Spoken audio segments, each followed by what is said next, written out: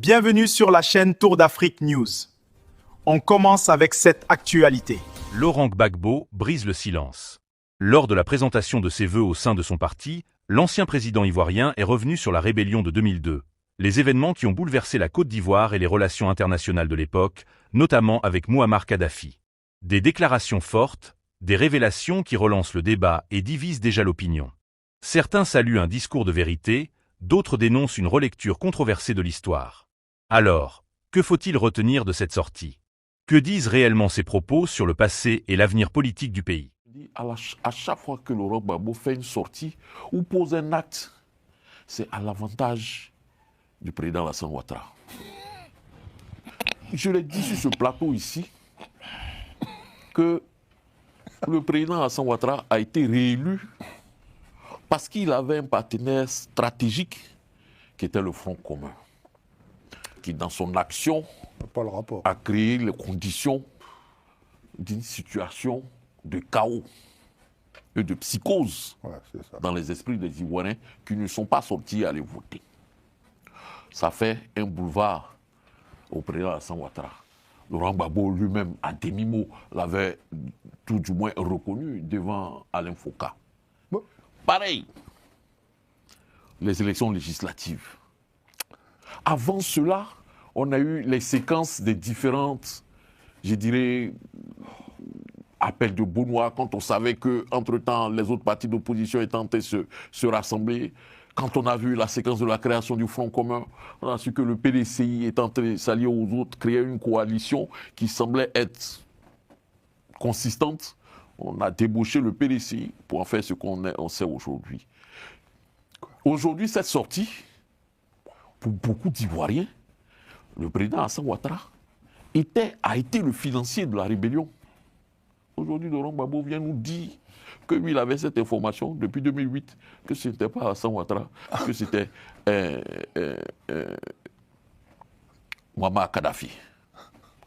Bon, vous allez voir sur les réseaux, dans les papiers, dans les journaux, les partisans du président Alassane Ouattara, vous avez menti sur notre chef. Pendant des années, vous avez fait croire que c'était lui qui était le financier. Voilà, aujourd'hui, Laurent Gbagbo lui-même vient de dédouaner publiquement le président Alassane Ouattara. Moi, c'est cela que je tire comme conséquence. Je me dis en fait, toutes les sorties et les actions du président Alassane Ouattara concourent ou sont à la faveur du président Laurent Gbagbo, concourent ou sont à la faveur du président Alassane Ouattara. Bon, je ne sais pas quelle mission il se confie. Voilà. Pour l'instant, c'est là que je m'arrête. Bon. Effectivement, si on était militant de M. Ouattara, on dira que Gbagbo a dédouané en fait Alassane Ouattara complètement. Mais ce qui est intéressant dans cette histoire, c'est que, effectivement, depuis 2-3 jours, je vois des gens, en fait, d'accord, s'extasier. M. Ouattara n'est ni le financier de cette rébellion. Et que le financier de cette rébellion, c'est Mouammar Kadhafi. Il faut faire attention à ce que l'on tient comme propos. Déjà, il faut remettre les choses dans leur contexte. Nous sommes en 2004, précisément au mois de mai. Et effectivement, M. Laurent Gbagbo est invité à Tripoli. D'accord. Et par la suite, Mouammar Kadhafi fait la proposition au président Laurent Gbagbo, après cet échange, qu'ils aillent à Bamako dans le cadre de la SENSAD. D'accord. C'était une organisation en fait, mise en place en fait, par Kadhafi pour les pays d'accord, du Sahel. Et ça allait jusqu'à même en Centrafrique, parce que Bozizé était invité à cet événement. C'était précisément le 14 mai 2004. Et effectivement, quand il parle d'accord de deux chefs d'État, bon, je ne vais pas les nommer parce qu'il ne les a pas nommés, mais je pense savoir de qui il s'agit. Mais est-ce que Mouammar Kadhafi est le seul financier de cette rébellion? Dans ce cas, ça fera de Awadon Melo un menteur. Puisque M. Awadon Melo s'est exprimé sur un média camerounais où il a indiqué d'accord des financiers dans le cacao avec des opérations en ce qui concerne en lien avec cette rébellion. Bon, souvent on dit qu'Awadon Melo dit la vérité, bon, dans ce cas, on dira c'est un menteur. Pour avoir une solution claire en ce qui concerne cette affaire de la rébellion, c'est d'avoir un procès. Chose qu'on n'aura jamais en Côte d'Ivoire. M. Ouattara, au second tour, avait promis de faire la lumière sur cette rébellion et sur son financement. Ça n'existera pas. Donc, on part avec des allégations. Dans le cas du président Laurent Gbagbo, c'est une allégation verbale. Mais il y a des allégations en fait qui sont sourcées. Bah oui, c'est une allégation verbale. Même qu'on le croit, même, je ne suis pas en train de dire que ce qu'il dit est inexact. C'est une allégation verbale. Dans le cadre, d'accord, d'un procès, d'accord, on demandera des éléments. Et moi, c'est ce que j'attends. Parce qu'il y a aussi, d'accord, certains éléments qui donnent le Burkina Faso comme l'un des principaux, l'un des financiers aussi, d'accord, de cette rébellion. Si je prends les propos du président Jean-Paul Leroux, qui a indiqué M. Kader Sanogo, qui indique être l'un des proches du sergent-chef Ibé, mais il dit le contraire de ce que Ibé dit. puisque IB a un témoignage également aussi où on entend, il dit c'est un Libanais qui l'a financé. Il ne dit pas que c'est Kadhafi. Qui dois-je croire dans cette situation? Parce que chacun donnera son interprétation. Est-ce le Libanais? Est-ce M. Muammar Kadhafi? Mais au moins Laurent Gbagbo corrobore ce que... au moins les propos de Laurent Gbagbo corroborent les propos de Ousmane Kader Sanogo. Alors, effectivement, Gbagbo l'a dit, M. Ousmane Kader a parlé de quoi? De 6 milliards ou 60 milliards, je ne sais plus. 6 milliards, il a parlé de 6 milliards. M. Gbagbo n'a pas donné d'accord. 60 milliards. 60 milliards, d'accord, 60 milliards. On parle de 60 milliards. Laurent Gbagbo n'a pas donné de montant. Et en plus, pour information, mais c'est une information qui n'est pas nouvelle, c'est même pas Kader Sanogo qui l'a dit.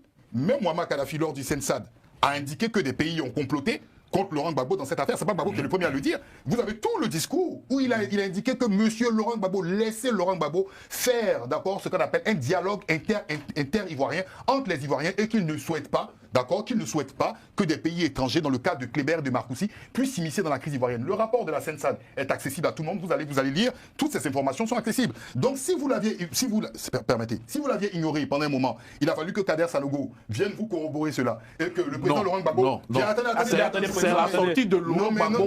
Non, parce que lui, il mélange tout. Je ne mélange absolument pas. C'est la sortie de Laurent Gbagbo. Je peux m'exprimer si c'est la sortie de Laurent Gbagbo. Mais je pense que là... Alors, la sortie, d'accord, de Laurent Gbagbo corrobore, mais je dis en 2004, Muammar Kadhafi a fait cas, d'accord, de cette exclusion contre les musulmans de Côte d'Ivoire. C'est dans le rapport de la Sensad. Donc il y a de brosser le soleil, en fait. Attendez, c'est dans le rapport de la Sensad. On nous dit qu'un M. Kader Sanogo est un proche de IB qui a mélangé des choses vraiment alambiquées, qui n'ont rien à voir avec les propos de IB qui est le concerné. Concernant le financement de cette rébellion aussi, s'il vous plaît, parce qu'on a toujours dit que c'est IB qui était l'exécutant de cette rébellion.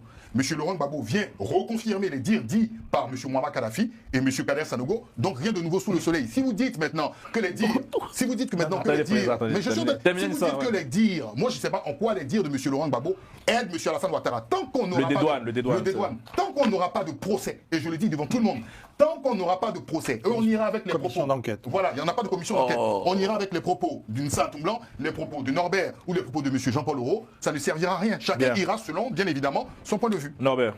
Oui, alors 3 choses. La calomnie, 2, le financement, et 3, les sources concernant le financement. La calomnie, vous connaissez l'ère de la calomnie, hein, le Barbier de Séville, Rossini, Beaumarchais, on connaît ça depuis toujours. C'est ce que les téléspectateurs de Global Africa Télé Sud viennent de voir à l'instant. C'est de ça dont parle Laurent Gbagbo. On a passé cet extrait-là. On a dit que quand il a rencontré Kadhafi, ce dernier lui a dit « mais on m'a raconté des histoires sur toi, je pensais que tu détestais les musulmans ». Bon, cette calomnie-là, vous n'en avez pas dit un mot, ni Jean-Paul, ni Atomblanc, pardon, j'espère que Jean-Yves pourra compléter. Mais cette calomnie-là, je l'ai mise en premier, parce que pour moi c'est le plus important. On lui a raconté des histoires. On lui a dit qu'il était anti-musulman. Et Gbagbo lui a dit, mais la femme avec qui je suis venu, elle est musulmane. C'est aussi simple que ça. Donc, c'est un peu comme dit Beaumarchais, c'est un petit vent qui finit en tempête, la calomnie. On dit on dit du mal d'un homme dans un but bien précis. Et là, on voit très bien quel était le but bien précis. En revanche, qui a médit? Qui est allé souffler à l'oreille de Kadhafi que Gbagbo détestait les musulmans? Qui a soufflé à l'oreille de tout, du monde entier, et notamment en France, et j'en sais quelque chose, c'est la chanson que j'entendais quand j'étais journaliste à RFI, que Laurent Gbagbo était un ogre, et accessoirement que Simone Gbagbo était une ogresse, c'est-à-dire des gens qui mangent les enfants, enfin c'est délirant, tout ça, ça a fini par produire son effet. Qui veut la fin veut les moyens. Il s'agissait de détruire cet homme. Kadhafi lui-même l'a reconnu, on m'a raconté des histoires. Mais bonhomme, si on t'a raconté des histoires, il fallait en tirer les conséquences, c'est ce qu'il n'a pas fait. Accessoirement, on a vu comment Kadhafi a terminé. Donc la calomnie, elle est partie d'où ? Le bureau des légendes, il était où? Moi, je vous le dis, il était à Paris, il était en Afrique. Il était à Paris, mais ça, le vent, le petit vent, le venticello, comme disent les Italiens, qui finit en tempête et qui détruit tout, il a soufflé en Côte d'Ivoire. Ça, c'est le premier point, la calomnie. Deuxièmement, le financement. Ah, ça vous intéresse tous les deux. Vas-y qu'on en parle. Mais Atom Blanc vient de te dire, Jean-Paul, que c'est pas parce que Kadhafi a financé, aurait financé... Ça arrivait dans aurait financé la rébellion, que la rébellion n'avait pas d'autres sources de financement. Ça pue la mauvaise foi. Aurait d'autres sources de financement. Troisièmement, et là j'ai terminé, mais si tu veux des sources, mais prenons donc, comment s'appelait ce Comzone? Connais Zakaria, face caméra, qui le dit, Ouattara nous donne 25 millions. Zakaria, je ne pense pas que ses propos tiennent la route, même M. Babou. Bah, il l'a dit, donc on peut avoir d'autres sources de financement. Bien, mais voilà, c'est tout, j'ai fini. Le débat reste ouvert. Les déclarations de Laurent Gbagbo continuent de faire réagir et les opinions restent profondément partagées. Vérité historique pour les uns, discours contestable pour les autres, une chose est sûre, cette sortie ne laisse personne indifférent. Dites-nous en commentaire ce que vous en pensez. Abonnez-vous pour ne rien manquer de l'actualité africaine, activez la cloche, et on se retrouve très bientôt pour un nouveau débat.